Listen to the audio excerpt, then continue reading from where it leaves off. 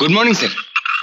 আরে দীপক যে, এসো এসো এসো এসো এসো এসো এসো, এখানে এসো।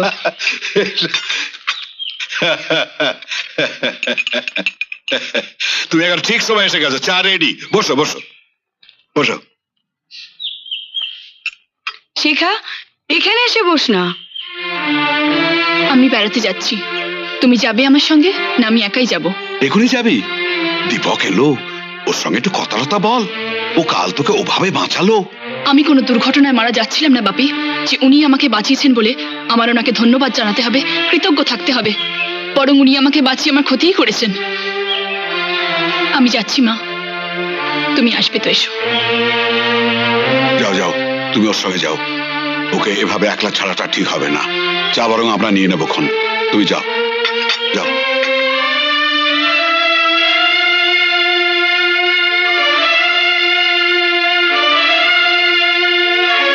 আপনার মেয়ে বোধহয় বাইরের কেউ পছন্দ করেন না? না না, ঠিক তা নয় বাবা, এককালে খুবই মিশুকে ছিল, সবসময় হাসি খুশি, সবার সঙ্গে হই হই করে আড্ডা মারতো, সে বাইরের লোকই হোক আর ঘরের। তাছাড়া থ্যাঙ্কস। শিখা আমাদের বেশি বয়সের মেয়ে তো, তাই ওর কোনো আবদারই আমরা অপূর্ণ রাখিনি। বেশ সুখের সংসারই ছিল আমাদের, কিন্তু ভগবানের বোধহয় তা পছন্দ হলো না, সব কেমন এলোমেলো করে দিলেন। সেই প্রাণবন্ত মেয়েটাকে একেবারে নিস্তেজ করে দিলেন। বেঁচে থেকেও মেয়েটা আজ মরে আছে। কেন, কি হয়েছিল ওনার? অনির্বাণ বলে একটি ছেলেকে শিখা ভালোবাসতো।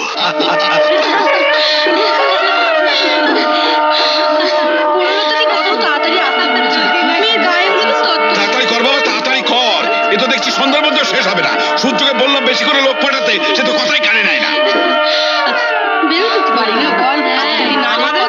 এমন অসুবিধা আটকে পড়ি। বাবা শিখা, তোর বর কত হলুদ মাখে রে, এখন এখানে গায়ে হলুদ পাঠালো না? কিন্তু এটা কিরকম নিয়ম বৌদি? আগে বরের গায়ে হলুদ মাখানো হবে, সেই হলুদ এখানে আনা হবে, তারপর আমার গায়ে লাগানো হবে। এটাই নিয়ম মা, গায়ে হলুদ থেকেই বরের ছোঁয়া কনের গায়ে লাগতে শুরু করে। মানে শুরু হয় অনুরাগের ছোঁয়া। বরের বাড়ি থেকে গাড়ি এসে গেছে, গায়ে হলুদের তত্ত্ব এসে গেছে, এসো সব। চল চল চল দেখবি, চল চল চল।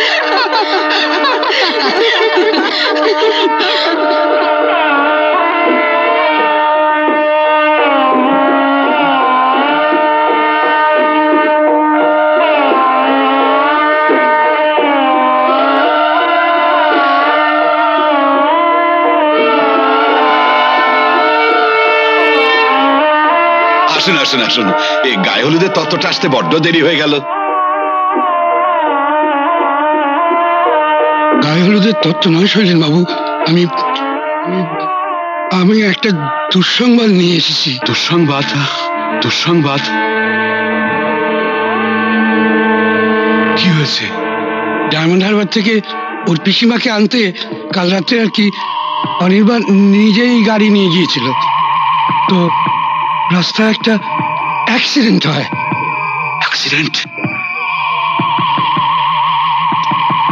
রাস্তার লোকজন ধরে ধরে ওকে কাছেপিঠের একটা হাসপাতালে পাঠিয়েছিল। রাতে আমরা কোনো খবরই পাইনি। সকালে থানা থেকে জানালো অনির্বাণ অনির্বাণ অনির্বাণ অনির্বাণ মারা গেছে।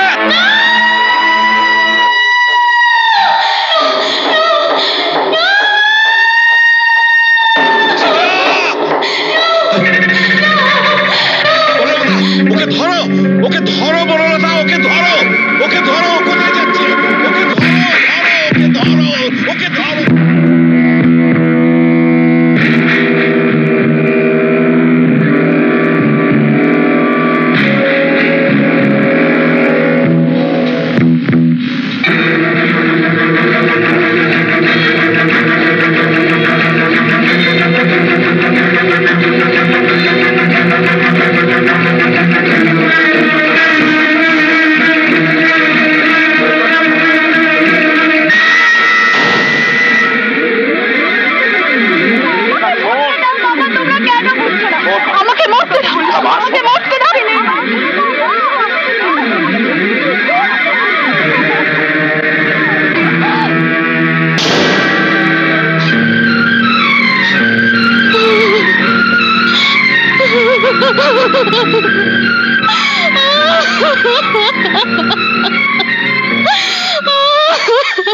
সেই শিখা প্রথম কাঁদলো,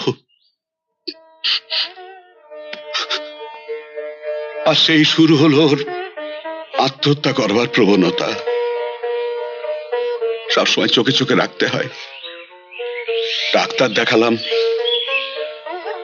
ডাক্তার বললেন কিছুদিনের জন্য বাইরে নিয়ে যান। হয়তো অনিবার্যের স্মৃতি জড়ানো এই কলকাতায় ও বেশি কষ্ট পাচ্ছে, তাই নিয়ে এলাম এখানে। কিন্তু এখানেও সেই একই ব্যাপার। অত ভাববেন না, দেখবেন আস্তে আস্তে উনি নিশ্চয়ই ঠিক হয়ে যাবেন। এত বড় আঘাত সামলানো তো সহজ নয়। আচ্ছা, উনি তো ভালো নাচতেন, সে ব্যাপারে ওনাকে উৎসাহিত করুন না। নাচ গানের মধ্যে থাকলে ওনার মনও ভালো থাকবে, আর হয়তো সে আত্মহত্যা করার ব্যাপারটা মাথা থেকে চলে যাবে। আমার মনে হয় আবার স্বাভাবিক হয়ে যাবেন। সে চেষ্টাও কি কম করেছি? অনেক বলেছি, কিন্তু আমাদের কোনো কথাই বোধহয় ওর কানে ঢোকে না। তাই বলছিলাম কি, তুমি সময় পেলে পরে রোজ একবার আমাদের এখানে এসো না বাবা। তোমরা প্রায় সমবয়সী, একটু গল্প টল্প করলে ওর মনটা হয়তো একটু হালকা হবে।